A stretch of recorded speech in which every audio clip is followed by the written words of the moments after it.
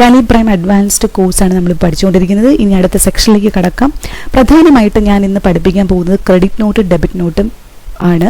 എങ്ങനെ ഏത് സാഹചര്യത്തിലാണ് ക്രെഡിറ്റ് നോട്ട് ഡെബിറ്റ് നോട്ടും റേസ് ചെയ്യുന്നത് നമുക്ക് നോക്കാം. ആദ്യം നമുക്ക് ഡെബിറ്റ് നോട്ട് പഠിക്കാം. ഡെബിറ്റ് നോട്ട് എന്ന് പറഞ്ഞാൽ പർച്ചേസ് റിട്ടേൺ ആണ്. നമ്മൾ ഒരു പ്രോഡക്റ്റ് പർച്ചേസ് ചെയ്തിട്ട് അത് റിട്ടേൺ ചെയ്യുന്നു, തിരിച്ച് സപ്ലയർക്ക് തിരിച്ചു തന്നെ കൊടുക്കുന്നു. നമ്മൾ ആരുടെ കയ്യിൽ നിന്നാണ് പ്രോഡക്റ്റ് വാങ്ങിയത് ആ പ്രോഡക്റ്റ് വാങ്ങിയ ആൾക്ക് തിരികെ കൊടുക്കുന്നു. പ്രോഡക്റ്റിൻ്റെ ക്വാളിറ്റി പോരാത്തതിനാൽ നമ്മൾ തിരിച്ചു കൊടുക്കുന്നു. അങ്ങനെ റിട്ടേൺ ചെയ്യുന്ന സാഹചര്യത്തിൽ നമ്മൾ റേസ് ചെയ്യുന്നതാണ് ഡെബിറ്റ് നോട്ട്. അപ്പോൾ എങ്ങനെയാണ് ഡെബിറ്റ് നോട്ട് സെറ്റ് ചെയ്യുന്നത് നമുക്ക് നോക്കാം. നമ്മൾ ഓൾറെഡി തന്നെ പർച്ചേസ് ചെയ്തിട്ടുണ്ട്, അത് നമുക്കൊന്ന് പോയി കാണാം. ഡിസ്പ്ലേ മോർ റിപ്പോർട്ട്സിൽ പോയിട്ട് അക്കൗണ്ട് ബുക്സ് എടുത്തിട്ട് പർച്ചേസ് രജിസ്റ്റർ ഒന്ന് എടുത്തു കഴിഞ്ഞാൽ നമ്മൾ ചെയ്തിരിക്കുന്ന പർച്ചേസ് ഇൻവോയ്സ് പർച്ചേസ് ഇൻവോയ്സ് നമ്മളിങ്ങനെ ഡിസ്പ്ലേ ചെയ്തു. അപ്പോൾ നമ്മൾ ഓൾറെഡി പർച്ചേസ് ചെയ്തിട്ടുണ്ട്. ആരുടെ കയ്യിൽ നിന്നാണ് പർച്ചേസ് ചെയ്തത്? ഈ സെഡ് കമ്പനിയിൽ നിന്നാണ് ലാപ്ടോപ്പ് ഒരു 10 എണ്ണം പർച്ചേസ് ചെയ്തത്. അപ്പോൾ ഇൻപുട്ടൊക്കെ ഉണ്ട്. CGST SGST ആയിട്ട് ഇൻപുട്ട് ടാക്സ് ഉണ്ട്. പർച്ചേസ് ചെയ്യുമ്പോഴാണല്ലോ ഈ ഇൻപുട്ട് ടാക്സ് വരുന്നത്. അപ്പോൾ നമുക്കിതിനെ ആദ്യം ഒന്ന് സെയിൽ ചെയ്ത് നോക്കാം. വേറൊരാൾക്ക് സെയിൽ ചെയ്ത് നോക്കാം. സെയിൽ ചെയ്യാനായിട്ട് വീണ്ടും ട്രാൻസാക്ഷൻസ് വൗച്ചേഴ്സിൽ പോയിട്ട് F8 സെയിൽസ് എടുക്കുക. F8 സെയിൽസ് എടുത്തിട്ട് ഞാൻ ഇന്നത്തെ ഡേറ്റിന് ഒരു ഡേറ്റ് ഇട്ടിട്ട് നമ്മൾ സെയിൽ ചെയ്യാൻ പോവാം. കസ്റ്റമർക്ക് സെയിൽ ചെയ്യുന്നു. കസ്റ്റമർ എന്ന് പറയുന്നത് ഒരു കസ്റ്റമറെ ഞാൻ ക്രിയേറ്റ് ചെയ്യാണ്. പാർട്ടിയുടെ അക്കൗണ്ടിൻ്റെ അവിടെ നിന്നുകൊണ്ട് ഓൾട്ട് സീറ്റ്, ഇതൊക്കെ എല്ലാവർക്കും അറിയാവുന്നൊരു കാര്യമാണ്. വീണ്ടും വീണ്ടും ഞാൻ റിപ്പീറ്റ് ചെയ്യുന്നില്ല. കാണാത്തവർ പഴയ വീഡിയോ ഒക്കെ പോയി ഒന്ന് കണ്ടു കഴിഞ്ഞാൽ നിങ്ങൾക്ക് മനസ്സിലാവും. ഞാൻ ഡിസ്ക്രിപ്ഷൻ ബോക്സിൽ അതിൻ്റെ ലിങ്ക് കൊടുക്കാം. ടാലി പ്രൈം കംപ്ലീറ്റ് ക്ലാസ്സാണ് നമ്മൾ പഠിച്ചുകൊണ്ടിരിക്കുന്നത്. എപ്പോഴും ശ്രദ്ധിക്കുക, കസ്റ്റമർ എന്നുകൊണ്ട് ഉദ്ദേശിക്കുന്നത് ഇവിടെ നമ്മൾ GST രജിസ്ട്രേഷൻ ഉള്ള ഒരു കസ്റ്റമർക്കാണ്, മറ്റൊരു കമ്പനിക്കാണ് നമ്മുടെ പ്രോഡക്റ്റ് വിൽക്കുന്നത് എന്ന് കരുതുക. അപ്പോൾ രജിസ്ട്രേഷൻ ടൈപ്പിൻ്റെ അവിടെ റെഗുലർ എന്ന് കൊടുക്കുക. ഇനി സാധാരണ ഒരു കസ്റ്റമർ ആണെങ്കിൽ അതിന് നമ്മൾ അൺരജിസ്റ്റേർഡ് അല്ലെങ്കിൽ കൺസ്യൂമറിനകത്ത് കൊടുക്കണം. അങ്ങനെ വേണം നമ്മൾ സെറ്റ് ചെയ്യാനായിട്ട്. അപ്പോൾ GST ഇപ്പം ഞാൻ GST ആയിട്ട് കണക്ട് ചെയ്താണ് പറയുന്നത്. അപ്പോൾ ഇത് റെഗുലർ ആയിട്ടുള്ള ഒരു കസ്റ്റമർക്കാണ്, നമ്മുടെ കമ്പനിയായിട്ട് ഡീൽ ചെയ്യുന്ന മറ്റൊരു കമ്പനിക്കാണ് ഈ പ്രോഡക്റ്റ് സെയിൽ ചെയ്യുന്നത്. അപ്പോൾ തീർച്ചയായിട്ടും അവരുടെ GST നമ്പർ ഉൾപ്പെടെ ഇവിടെ ടൈപ്പ് ചെയ്ത് കൊടുക്കണം. അത് ടൈപ്പ് ചെയ്ത് കൊടുക്കാതിരിക്കാൻ മറക്കരുത്. GST നമ്പർ കൊടുത്തിരിക്കണം. കൊടുത്തതിന് ശേഷം ഈ പാർട്ടിയുടെ അക്കൗണ്ട് ഡീറ്റെയിൽസ് ഇങ്ങനെ വരും. കംപ്ലീറ്റ് കാര്യങ്ങൾ ലെഡ്ജറിൽ കൊടുത്ത അതേ കാര്യങ്ങളെല്ലാം ഇവിടെ ഓട്ടോമാറ്റിക്കായിട്ട് വരും. ഇത് എൻ്റർ ചെയ്ത് പോവുക.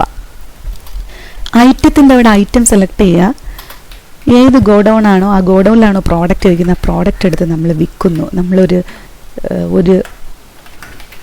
ഒരെണ്ണത്തിന് 20,500 രൂപ വെച്ച് നമ്മൾ വിൽക്കുന്നു. സെയിൽ ചെയ്യുമ്പോൾ ഇവിടെ പർട്ടിക്കുലേഴ്സ് എന്ന് പറയുന്ന ഒരു ഇവൻറ്റ് വരും. ഇവിടെ സെയിൽസ് എന്ന് കൊടുക്കണം. ഓൾറെഡി നമുക്കിതിൻ്റെ ജേർണൽ എൻട്രി അറിയാം. Customer account debt to sales. അതേ ഇമ്പാക്റ്റാണ് ഇൻവോയ്സിനകത്ത് ആ സെയിൽ കൊണ്ട് ഉദ്ദേശിക്കുന്നത്. എൻട്രി ചെയ്യാം. ഇനി സെയിൽ ചെയ്യുമ്പോൾ നമ്മൾ കൊടുക്കേണ്ടത് ഔട്ട്പുട്ട് CGST SGST ആണ്. പർച്ചേസ് ചെയ്യുമ്പോൾ ഇൻപുട്ട് CGST SGST കൊടുത്തു. ഇനി അതേപോലെ നമ്മൾ ഇവിടെ നിന്നുണ്ട് ഓൾഡ് C ഇട്ടിട്ട് ഔട്ട്പുട്ട് SGST @9%. എത്ര പെർസെൻറ്റേജ് അതായത് പെർസെൻറ്റേജ് ആണോ അത് കൊടുക്കാനായിട്ട് നോക്കുക. Under duties and tax type of duty GST SGST ആയതുകൊണ്ട് ഇവിടെ SGST സെലക്ട് ചെയ്ത് കൊടുക്കുക. കൺട്രോൾ A കൊടുത്ത് അക്സെപ്റ്റ് ചെയ്യുക. ഇനി ഇവിടെ നോക്കൂ, ഇത്രയും കൊടുത്തു കഴിഞ്ഞിട്ടും ടാക്സ് ഇവിടെ ഓട്ടോമാറ്റിക്കായിട്ട് കാൽക്കുലേറ്റ് ചെയ്തില്ല. അപ്പോൾ എന്തോ ഒരു പ്രശ്നമുണ്ട്. അപ്പം നിങ്ങൾ എന്ത് ചെയ്യണം? ഇവിടെ നിന്നുകൊണ്ട് കൺട്രോൾ എൻ്റർ അടിച്ചിട്ട് സെയിൽസ് എന്ന് പറയുന്ന ലെഡ്ജറിലേക്ക് കടക്കുക. ലെഡ്ജറിലേക്ക് കടന്നിട്ട് ഇവിടുത്തെ HSN/SAS ഡീറ്റെയിൽസ് എന്ന് പറയുന്ന ആ ഒരു ഏരിയയിൽ വന്നിട്ട് സ്പെസിഫൈഡ് ഡീറ്റെയിൽസ് ഹിയർ എന്ന് പറയുന്നത് കൊടുക്കുക. സ്പെസിഫൈഡ് ഡീറ്റെയിൽസ് ഹിയർ കൊടുത്തിട്ട് എന്ത് കൊടുക്കണം? അവിടെ ഇതിൻ്റെ ഒരു ഡിസ്ക്രിപ്ഷൻ HSN കോഡും ഒക്കെ നമുക്ക് കൊടുക്കാം. പിന്നെ വേറൊരു കാര്യമുണ്ട്. ഈ സെയിൽസ് എന്ന് പറയുന്നത് ഇപ്പോൾ 18%, 28%, 5% അടങ്ങുന്ന പ്രോഡക്റ്റുകൾ വാങ്ങുകയും വിൽക്കുകയും ചെയ്യുന്ന സമയത്ത്, വിൽക്കുന്ന ടൈമിൽ കോമൺ ആയിട്ട് ഒരൊറ്റ സെയിൽസ് ആയിട്ടാണെങ്കിൽ നമുക്കിവിടെ ഇത് കൊടുക്കാൻ പറ്റില്ല. കാരണം അതുകൊണ്ട് നമ്മൾ എന്ത് ചെയ്യണം എന്ന് പറഞ്ഞാൽ ഈ സെയിൽസ് എന്ന് പറയുന്ന ലെഡ്ജർ ക്രിയേറ്റ് ചെയ്യുന്ന ആ ടൈമിൽ അതിൻ്റെ കൂടെ തന്നെ സെയിൽസ് അറ്റ് 18% ഒന്ന് കൊടുത്തു നോക്കൂ. അപ്പോൾ 18% അടങ്ങുന്ന പ്രോഡക്റ്റിൻ്റെ HSN കോഡ് ഇവിടെ കൊടുക്കാം, ഡിസ്ക്രിപ്ഷൻ കൊടുക്കാം, അങ്ങനെ കൊടുക്കാം. GST റേറ്റും റിലേറ്റഡ് ഡീറ്റെയിൽസും നമുക്കിവിടെ കൊടുക്കാം. ആസ് പെർ കമ്പനി ഗ്രൂപ്പ് കൊടുത്തു കഴിഞ്ഞാൽ ഇവിടെ ഒന്നും കൊടുക്കാൻ പറ്റില്ല. അതേസമയം സ്പെസിഫൈഡ് ഡീറ്റെയിൽസ് ഹിയർ കൊടുത്തു കഴിഞ്ഞാൽ ഇതിന് ടാക്സബിലിറ്റി ഉള്ളതാണോ, അതെ, യെസ്. എന്നാൽ എത്ര പെർസെൻറ്റേജ് ടാക്സ്, ഇതൊക്കെ നമുക്ക് ഇവിടെ കൊടുക്കാനായിട്ട് സാധിക്കും. ഒന്ന് എൻ്റർ ചെയ്ത് അക്സെപ്റ്റ് ചെയ്ത് നോക്കൂ. ഇത്രയും ചെയ്ത് കഴിയുമ്പോഴത്തേക്കും ഇവിടെ ടാക്സ് ഇവിടെ കാൽക്കുലേറ്റ് ചെയ്ത് വന്നു. ഇപ്പം ഇത്രയും മനസ്സിലായല്ലോ. ടാക്സ് കാൽക്കുലേറ്റ് ചെയ്യാത്തതിൻ്റെ കാരണം ലെഡ്ജറിനകത്തെല്ലാം കൃത്യമായിട്ട് സ്പെസിഫൈ ചെയ്യുക എന്നാണ് ഉദ്ദേശിക്കുന്നത്. എന്തെങ്കിലും സംശയം ഉണ്ടെങ്കിൽ താഴത്തെ കാൽക്കുലേറ്റർ ഏരിയ ആക്ടിവേറ്റ് ചെയ്ത് Ctrl+N കൊടുത്തിട്ട് ലാപ്ടോപ്പിൻ്റെ എമൗണ്ട് അസസബിൾ വാല്യൂ, ഇതാണ് അസസബിൾ വാല്യൂ 2,05,000, അതായത് ടാക്സിന് മുന്നേ ഉള്ള എമൗണ്ട്, അതേ ഇൻറ്റു അതിന് 9% ഒന്ന് കാൽക്കുലേറ്റ് ചെയ്ത് നോക്കിയാൽ കറക്റ്റായിട്ട് 18,450 വന്നത് കണ്ടോ. നേരത്തെ അത് വന്നില്ലായിരുന്നു. എന്തുകൊണ്ട് വന്നില്ല, എന്തുകൊണ്ടാണ് വരാത്തത്? നമ്മൾ സെയിൽസ് എന്ന് പറയുന്ന ഈ ഒരു ഏരിയയിൽ Ctrl+Enter കൊടുത്ത് നോക്കുമ്പോഴത്തേക്കും ഈ സ്റ്റാറ്റ്യൂട്ടറി ഡീറ്റെയിൽസിൻ്റെ ഏരിയയിലെല്ലാം കറക്റ്റായിട്ട് ഡേറ്റ കൊടുത്തിരിക്കണം. ഇപ്പം ഞാൻ HSN കോഡ് ഡിസ്ക്രിപ്ഷനും കൊടുത്തില്ലെങ്കിൽ കൂടിയും ഈ GST റേറ്റ് ആൻഡ് റിലേറ്റഡ് ഡീറ്റെയിൽസിൻ്റെ അവിടെ കറക്റ്റായിട്ട് അതിൻ്റെ ടാക്സബിലിറ്റിയും GST റേറ്റ് ഉണ്ടെങ്കിൽ GST റേറ്റും കൊടുത്തിരിക്കണം. പിന്നെ സ്പെസിഫിക്കേഷൻ കൊടുക്കണം. ഗുഡ്സ് ആണ് എങ്കിൽ ഗുഡ്സ് എന്ന് അവിടെ സെലക്ട് ചെയ്ത് കൊടുക്കണം. ഇത്രയും കാര്യം ചെയ്താൽ മാത്രമേ നമുക്കിത് കറക്റ്റായിട്ട് ടാക്സ് കാൽക്കുലേറ്റ് ചെയ്തോളൂ. ഇനി നമുക്ക് ഓൾട്ട് സീറ്റ് വീണ്ടും ഔട്ട്പുട്ട് CGST @ 9% എന്ന് കൊടുത്ത് നോക്കാം. Which comes under duties and tax. എന്ത് കൊടുക്കണം? Type of duty or tax GST, CGSTക്കകത്ത് കൊടുക്കുക. CGSTക്കകത്ത് കൊടുത്തുകൊണ്ടത് CGST @ 9% CGST കൊടുക്കുക. കൺട്രോൾ കൊടുത്ത് എക്സ് കറക്റ്റായിട്ട് അലോക്കേറ്റ് ചെയ്യും. ഇത്രയും കാര്യങ്ങൾക്ക് മനസ്സിലായി. ഇതാണ് ഇൻവോയ്സ് എന്ന് പറയുന്നത്. ഇനി ഞാൻ എന്താ ചെയ്യുന്നത് പറഞ്ഞാൽ ഇതിനെ ഞാനൊന്ന് സേവ് ചെയ്യണേ. എൻ്റർ അടിച്ച് അക്സെപ്റ്റ് ചെയ്യുക. ഇപ്പം നമുക്കിവിടെ ഇ-വേ ബില്ലിൻ്റെ ആവശ്യമൊന്നും ഇല്ല. Provide GST or e way bill details. E way ബില്ലിന് വേണ്ടിയിട്ടല്ല ഈ ഇൻവോയ്സ് പ്രിപ്പയർ ചെയ്യുന്നെങ്കിൽ നോ കൊടുക്കുക. നോക്കിക്കുക, ഇൻവോയ്സ് എടുത്തു. ഇൻവോയ്സ് എടുത്തിട്ട് നമ്മൾ എൻ്റർ ചെയ്ത് ന്യൂ റെഫറൻസ്. ആദ്യമായിട്ട് നമ്മൾ എപ്പോൾ സെയിൽ ചെയ്താലും പർച്ചേസ് ചെയ്താലും ന്യൂ റെഫറൻസ് കൊടുക്കുക. ഒരു റെഫറൻസ് നമ്പർ, ബിൽ നമ്പർ കൊടുക്കാനായിട്ട് നോക്കണം. നമ്മളാണ് സെയിൽ ചെയ്യുമ്പോഴുള്ള ബിൽ നമ്പർ കൊടുക്കേണ്ട കാര്യം. അപ്പോൾ ബിൽ നമ്പറൊക്കെ കൊടുത്തു. 012 എന്ന് ഞാൻ ഒരു ബിൽ നമ്പർ കൊടുത്തു കഴിഞ്ഞ് ഇതിനെ അങ്ങ് സേവ് ചെയ്തു. ഓക്കെ, ഇത് പേജ് അപ്പ് എടുക്കുമ്പോഴത്തേക്കും ഈ ഇൻവോയ്സ് ഇങ്ങനെ ഡിസ്പ്ലേ ചെയ്ത് വന്നു. ഇനി നമുക്കിതിനെ ഒന്ന് പ്രിൻ്റ് എടുത്ത് നോക്കാം. പ്രിൻ്റ് Alt P മുകളിലായിട്ട് പ്രിൻ്റ് ബട്ടൺ ഒന്ന് പ്രസ് ചെയ്തിട്ട് കറണ്ട് എടുക്കുക. കറണ്ട് എടുത്തിട്ട് ഈ പ്രിൻ്റ് എടുക്കുമ്പോൾ നമുക്ക് കോൺഫിഗർ എന്ന് പറയുന്നൊരു ഓപ്ഷനുണ്ട്. കോൺഫിഗർ. ഇവിടെ നമുക്ക് ഇഷ്ടമുള്ള രീതിയിൽ നമുക്കിതിനെ കോൺഫിഗർ ചെയ്യാം. ഇൻവോയ്സ് ഫോർമാറ്റ് സിമ്പിൾ ഫോർമാറ്റ് ഉണ്ട്. ഇത് എസ് കിടക്കുവാണ്. പിന്നെ ഇതിനകത്ത് എന്തൊക്കെ കാര്യങ്ങൾ നിങ്ങൾക്ക് പ്രിൻ്റ് എടുക്കുമ്പോൾ കാണണം, ഇൻവോയ്സ് ഏത് രീതിയിൽ പ്രിൻ്റ് ചെയ്ത് വരണം എന്നുള്ളതൊക്കെ നമുക്ക് ഇവിടെ നിന്ന് ഫിക്സ് ചെയ്യാൻ പറ്റും. HSനും മറ്റ് GST അനാലിസിസും ഡീറ്റെയിൽസും എല്ലാം ഇൻവോയ്സിൽ പ്രിൻ്റ് ചെയ്ത് വരണം. നമുക്കൊരു ടൈറ്റിൽ കൊടുക്കണം, ടാക്സ് ഇൻവോയ്സ്. സബ് ടൈറ്റിൽ എന്തെങ്കിലും നിങ്ങൾക്ക് കൊടുക്കണമെന്നുണ്ടെങ്കിൽ ഇവിടെ ടൈപ്പ് ചെയ്ത് കൊടുക്കാവുന്നതാണ്. Proforma invoice.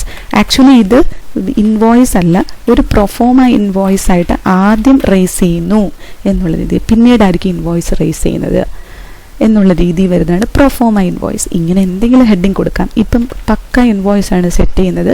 ടാക്സ് ഇൻവോയ്സ് തന്നെ കിടക്കുന്നത്. സബ് ടൈറ്റിൽ കൊടുത്തില്ലെങ്കിലും കുഴപ്പമില്ല. ഇതെല്ലാം നമുക്ക് കൊടുക്കാം. ഇത് കഴ്സർ ഇങ്ങനെ മൂവ് ചെയ്തിട്ട് എൻ്റർ കീ പ്രസ് ചെയ്താൽ അപ്പോൾ യെസ് ആവും. നമുക്ക് ആവശ്യമുള്ള ഡീറ്റെയിൽസ് ഒക്കെ, കമ്പനിയുടെ അഡ്രസ്സ്, നെയിം, ഫോൺ നമ്പർ എല്ലാം നമ്മുടെ പ്രിൻറ്റിൽ വരണമെങ്കിൽ ഈ പറയുന്ന ഓപ്ഷൻസ് ഒക്കെ യെസ് ഇങ്ങനെ ഇവിടുന്ന് കഴ്സർ ഇവിടെ മൂവ് ചെയ്തിട്ട് ഇവിടെ നിന്ന് എൻ്റർ കീ പ്രസ് ചെയ്യുക. ബാങ്ക് അക്കൗണ്ട് ഡീറ്റെയിൽസ് എല്ലാ കാര്യങ്ങളും നമുക്ക് ഇതിനകത്ത് കാണാൻ പറ്റും. Tax registration number, TRN number ഉണ്ടെങ്കിൽ അത് കാണാം. ഇൻകം ടാക്സ് നമ്പർ ഉണ്ടെങ്കിൽ, പാൻ നമ്പർ ഉണ്ടെങ്കിൽ അത് കാണാം. വേണ്ടെങ്കിൽ അവിടെ വീണ്ടും എൻ്റർ അടിച്ചാൽ അതങ്ങ് നോ ആവും. ടാൻ നമ്പർ ആവശ്യമില്ലെങ്കിൽ അത് നോ ആക്കിയാൽ മതി. അങ്ങനെയുള്ള എല്ലാ കാര്യങ്ങളും. ഇനി പാർട്ടിയുടെ കോൺടാക്ട് ഡീറ്റെയിൽസ്, മറ്റു കാര്യങ്ങൾ ഇൻവോയ്സിൽ പ്രിൻ്റ് ചെയ്ത് വരണമെന്നുണ്ടെങ്കിൽ അവരുടെ അഡ്രസ്സ്, അവരുടെ പിന്നെ പാർട്ടി എല്ലാം കാര്യങ്ങൾ പ്രിൻ്റ് ചെയ്ത് വരണമെന്നുണ്ടെങ്കിൽ ഈ ഓപ്ഷൻസൊക്കെ യെസ് ആക്കി കൊടുക്കണം. യെസ് ആക്കി കിടക്കുന്നതൊക്കെ കറക്റ്റായിട്ട് വരും. ഇനി പ്രിൻ്റർ സെറ്റിങ്സിൻ്റെ അവിടുത്തെ പ്രിൻ്റർ ഏതാണോ ആ പ്രിൻ്ററിൻ്റെ പേര് ഇവിടെ സെലക്ട് ചെയ്ത് കൊടുക്കണം. നിങ്ങൾക്ക് എത്ര നമ്പർ ഓഫ് കോപ്പീസ് ആവശ്യമുണ്ടോ ആ നമ്പർ ഓഫ് കോപ്പീസ് നിങ്ങളിവിടെ ടൈപ്പ് ചെയ്ത് കൊടുക്കണം. ഒന്ന് നമുക്ക് ഡ്യൂപ്ലിക്കേറ്റ് ടൈപ്പ് ഓഫ് കോപ്പി ഇവിടെ വരുന്നുണ്ടോ, ടാലിയിൽ നിന്ന് നമുക്ക് എടുക്കാം. Duplicate copy, extra copy, original, quadruplicate, triplicate, ഇങ്ങനെയൊക്കെ നമുക്ക് കൊടുക്കാം. ഇനി ഒറിജിനൽ ആണെങ്കിൽ ഒറിജിനൽ കൊടുക്കാം. ഇനി നിങ്ങൾ ഡ്യൂപ്ലിക്കേറ്റ് ആണ് എടുക്കുന്നതെങ്കിൽ ഡ്യൂപ്ലിക്കേറ്റ് സർട്ടിഫിക്കറ്റ് കൊടുക്കാം. അപ്പോൾ ഇങ്ങനെയുള്ള കോൺഫിഗറേഷൻസ് വായിച്ച് മനസ്സിലാക്കി ചെയ്യാവുന്നതേ ഉള്ളൂ. ഇങ്ങനെയാണ് പ്രിൻ്റ് എടുക്കുന്നതിന് മുന്നേ നിങ്ങൾ കോൺഫിഗർ ചെയ്യാൻ മറക്കരുത്. അപ്പോൾ ഇൻവോയ്സ് പ്രിൻ്റ് എടുക്കുന്നതിനോടൊപ്പം കോൺഫിഗറേഷൻ പഠിച്ചല്ലോ. ഓക്കെ, ഇനി നമുക്കൊന്ന് പ്രിവ്യൂ എടുത്ത് വെച്ച് നോക്കാം. പ്രിവ്യൂ എടുത്ത് നോക്കുമ്പോഴത്തേക്കും നമ്മൾ കൊടുത്ത കോൺഫിഗറേഷൻ്റെ രീതി അനുസരിച്ച് ഇവിടെ പ്രിവ്യൂ കാണുന്നതായിരിക്കും. പ്രിവ്യൂ മോഡ് ഇങ്ങനെ വരുന്നതായിരിക്കും. ഈ സെയിൽസ് ചെയ്തല്ലോ, സെയിൽസിനകത്ത് നമ്മൾ പ്രിന്റ് എടുക്കാനല്ല ഇപ്പോൾ പഠിച്ചുകൊണ്ടിരിക്കുന്നത്. അപ്പോൾ പ്രിന്റിന്റെ ഓപ്ഷൻ ഒന്ന് ക്ലിക്ക് ചെയ്താൽ നിങ്ങൾക്ക് കറണ്ട് എന്ന് പറഞ്ഞാൽ എന്താ, ഈ ഒരു കറണ്ട് ഏരിയ പ്രിന്റ് എടുക്കുകയും നമ്മുടെ ആവശ്യാനുസരണം കോൺഫിഗറേഷൻ വരുത്തിക്കൊണ്ട് പ്രിന്റ് എടുക്കാം. അതേസമയം അതോടൊപ്പം അതേഴ്സ് എന്ന് പറഞ്ഞാൽ തൊട്ട് താഴെ കാണുന്നൊന്ന് ക്ലിക്ക് ചെയ്താൽ ലിസ്റ്റ് ഓഫ് റിപ്പോർട്ട്സ് വരും. ഇതിനകത്ത് മൾട്ടി അക്കൗണ്ട് റിപ്പോർട്ട്സ് ആണ്. ഇതിൽ ഈ പറയുന്ന റിപ്പോർട്ടുകൾ നമുക്ക് ഇവിടെ നിന്നുകൊണ്ട് ആക്സസ് ചെയ്യാൻ സാധിക്കും എന്നാണ്. എക്സാമ്പിൾ പറഞ്ഞാൽ ഡേ ബുക്ക് എടുക്കുകയാണ്. അപ്പോൾ ഞാൻ ഡേ ബുക്ക് എടുത്തു കഴിഞ്ഞാൽ ആ ഡേ ബുക്കിലെ പീരീഡ് ഫുള്ള് ഇവിടെ ഡിസ്പ്ലേ ചെയ്യും. ഇന്ന് പ്രിവ്യൂ എടുത്ത് കാണിക്കാം. ഇവിടുന്ന് പ്രിവ്യൂ ഒന്ന് ക്ലിക്ക് ചെയ്താൽ നമ്മൾ ചെയ്ത ഡേ ബുക്കിനകത്ത് എന്തൊക്കെ ട്രാൻസാക്ഷൻസ് ചെയ്തിട്ടുണ്ടോ ആ പീരീഡിലുള്ള ട്രാൻസാക്ഷൻസ് ഇവിടെ വ്യൂ ചെയ്യുന്നതായിരിക്കും.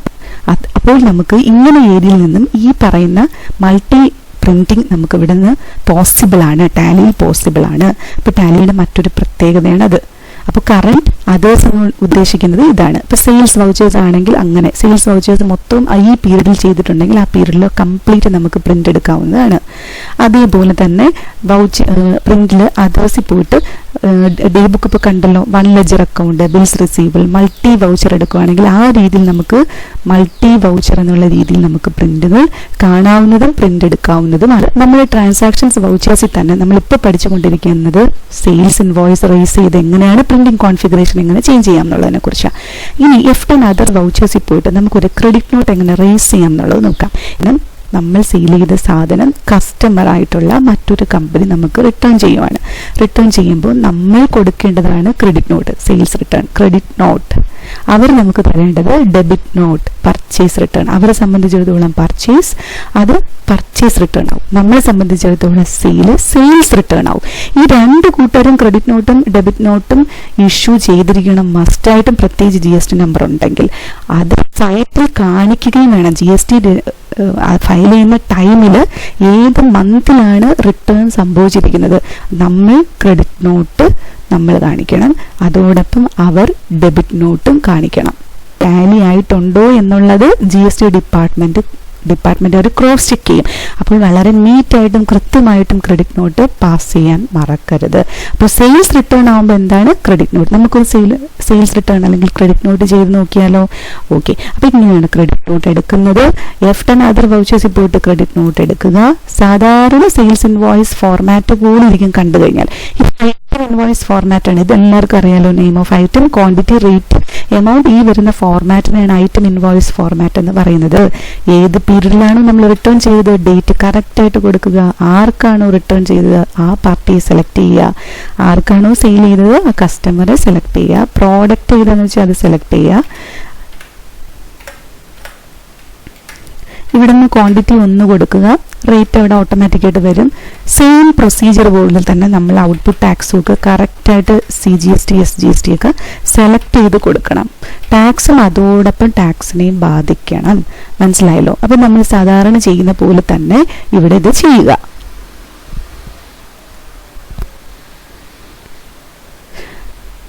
ഐറ്റം കൊടുക്കുക, ക്വാണ്ടിറ്റി, റേറ്റ് കൊടുക്കുക, ടാക്സ് സെലക്ട് ചെയ്ത് കൊടുക്കുക. ഔട്ട്പുട്ട് CGST, ഔട്ട്പുട്ട് SGST വേണം ഇവിടെ സെലക്ട് ചെയ്ത് കൊടുക്കാനായിട്ട്. കാരണം സെയിൽസ് റിട്ടേൺ ആവുമ്പം ഔട്ട്പുട്ട് തന്നെയാണ് ഇവിടെ സെലക്ട് ചെയ്ത് കൊടുക്കേണ്ടത്. സെയിൽസ് റിട്ടേൺ എന്നിട്ട് ആക്സെപ്റ്റ് ചെയ്യുക. ആക്സെപ്റ്റ് ചെയ്തിട്ട് ഇവിടെ സെലക്ട് ചെയ്യേണ്ട ബിൽ വൈസ് ഡീറ്റെയിൽസ് പറയുമ്പോൾ എഗൻസ്റ്റ് റെഫറൻസ് കൊടുക്കണം. അതായത് 012 എന്ന് പറയുന്ന ബിൽ നമ്പർ ഇട്ടാണ് നമ്മൾ കസ്റ്റമർക്ക് സെയിൽ ചെയ്ത് അതിന് എഗൻസ്റ്റ് ആയിട്ടാണ് ക്രെഡിറ്റ് നോട്ട് ഇഷ്യൂ ചെയ്യുന്നത്. അതുകൊണ്ട് ഇവിടെ എഗൻസ്റ്റ് റെഫറൻസ് സെലക്ട് ചെയ്യണമെങ്കിൽ കറക്റ്റായിട്ട് ആ ബില്ല് ചെയ്യുന്നത് കുറയുകയുള്ളൂ. നമുക്കിതിൻ്റെ ഇമ്പാക്റ്റ് ഇപ്പോൾ തന്നെ മനസ്സിലാക്കാം. ഇപ്പോൾ ക്രെഡിറ്റ് നോട്ട് കൊടുത്തു, എൻ്റർ അടിച്ച് ആക്സെപ്റ്റ് ചെയ്യുക. ആക്സെപ്റ്റ് ചെയ്തതിന് ശേഷം നമുക്കൊന്ന് റിപ്പോർട്ട് എടുത്ത് നോക്കിയാലോ.